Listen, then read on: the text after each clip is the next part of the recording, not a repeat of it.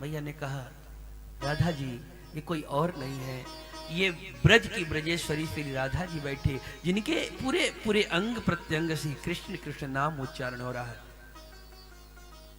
उस भ्रमर के ब्याज से उन्होंने कहा कि मधुब की तब बंधो मां स्पृशांघ्रिम सपत्न्या कुछ बिलुलित माला कुमकुमई अश्रुभिर्नः बहति मधुपतिस्तान माननीनां प्रसादम यदि सदसि विडम्बम यस्तु दूतास्त्वमीदृक्। हे मधुप, हे भौरे, मां स्पृशांघ्रिम सपत्न्या, मेरे अंगों को तू मत छू। क्यों न छुए? इसलिए न छू कि तुम्हारे इन मूछों पर पुष्प के पराग लगे हुए हैं। ऐसा लगता है कि मेरे श्याम सुंदर प्राण प्रीतम इस समय मथुरा में बड़े प्रसन्न हैं, और हम तो ठहरी गांव की गवारीन रहने वाली, पर मथुरा में तो बड़ी बड़ी माननीयां रहती हैं। अब तो उनके खिदमत में वो रहती होंगी, और वो जो आपस में उनकी जो इस समय मधुरापुर वासिनी प्रेयसी हैं, उनके आलिंगन जब गले मिलते होंगे तो माला जो है वो उसका पराग निकलता होगा, और कन्हैया के उस पराग को लेकर के तुम मेरे पास आए हो। तुम मुझको जलाने के लिए आए हो ना कि कन्हैया कितना खुश है। तुम पर विश्वास करना ही गलत है। कहे तो उद्धव को रही है, पर बहाना उन्होंने लगा लिया है भौरे का। कितब बंधो, कितव का मतलब होता है कपटी, कितव का मतलब होता है किंतब। जैसे किसी ने, संतोष भैया आपने कुछ किसी को दे दिया, और देने के बाद फिर एक साल बाद आपने कहा भैया वो मैंने सामान दिया था, तो उन्होंने कहा आपका नाम संतोष है, आप संतोष कर लीजिए, वो तो गया काम से। तो आपका ही सामान था, वो रखा था, आपने कहा भैया मेरा सामान दे दो, वो बोले किन तब है, क्या है तुम्हारा है? उसको बोलते हैं कपटी। वो जानता तो है उनका है। तो गोपियां कह रही हैं मधुब कितब बंधो मां स्पृशांघ्रिम सपत्न्या, तू उसी कपटी का ही तो, उसी कपटी का तो है मित्र। जैसे उसने सब कुछ मेरा ले लिया, हमने उसको सर्वस्व समर्पण कर दिया, पर उस काले कपटी ने जो मेरे साथ किया, छोड़ करके गया तो आज तक देखने नहीं आया। तो उसी काले कलूटे कन्हैया का भी एक बात कहें, हे भौरे, हमको तो जितने दुनिया में काले लोग हैं ना, हमको तो उनसे ही नफरत हो गई। मैंने जितने काले लोग हैं मैंने सबको देख लिया। यहाँ कोई हो तो बुरा मत मान जाना, ये तो केवल व्यंग है सब। गोपियां कह रही हैं उद्धव सब कारे अजमायो, जितने काले कलूटे हैं सबको मैंने अजमा करके देख लिया।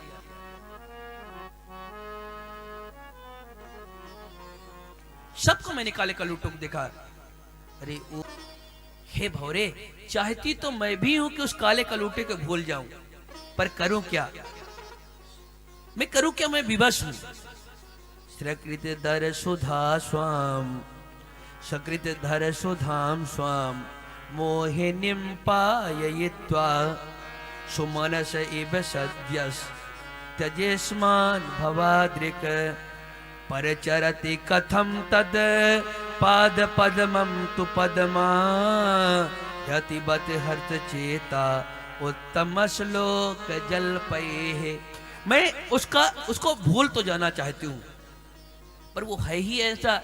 एक बार जिसने जीवन में उसके अधरोष्ट का पान कर लिया, उसको स्वीकार कर लिया, फिर भुवन मोहिनी पायित्वा, फिर एक बार जो उसके वशीभूत हो गया, परिचरत कथायाम, वो उसके बिना रह नहीं पाता। मुझको तो आश्चर्य ये होता है कि चंचला लक्ष्मी जो एक जगह कहीं टिकती नहीं, चलती रहती है, इस छलिया के झूठे के चक्कर में एक जगह कैसे रह गई, हमको तो विश्वास ही नहीं होता है। भौरा ने थोड़ा गुनगुनाया। उन्होंने कहा अच्छा भौरे, तुम अपने स्वामी के महिमा का गान कर रहे हो। तुम सोचते तुम्हारे स्वामी को नहीं जानते। हम तुम्हारे स्वामी को अच्छे से जानते, आज से नहीं पहले से जानते हैं। मृग यूरिव कपिद्रम विव्यधे लुब्ध धर्मा स्त्रियं कृत विरूपा स्त्री जितः कामयान बलिमपि मलिमत्वा बेठ यद ध्वांत वदयः तदलमसित सख्यैर्दुश्चज तत्कथार्थ। पहले रामावतार में जब आए ना, तब एक भाई भाई की झगड़ा हो गया, सुग्रीव बाली का भाई भाई का झगड़ा हुआ, तो उसमें दोनों भाई को मिला भी सकते थे, पर इन्होंने मिलाया नहीं। इन्होंने तो एक भाई सुग्रीव की तरफ मिल करके बड़े भाई को मार दिया। यही इनका त्रेता युग का काम है। अब कोई सुंदर लगा तो कोई किसी को प्रेम कर ले, इसमें तो कोई बुराई है नहीं। शूर्पणखा इनके रूप सुंदरता को देख करके मोहित हो गई। वो तो बेचारी इनसे विवाह करने के लिए आई थी, इनसे तो विवाह को बन नहीं पड़ी। इन्होंने उस सुंदरी की बेचारी के नाक कान को और काट लिया।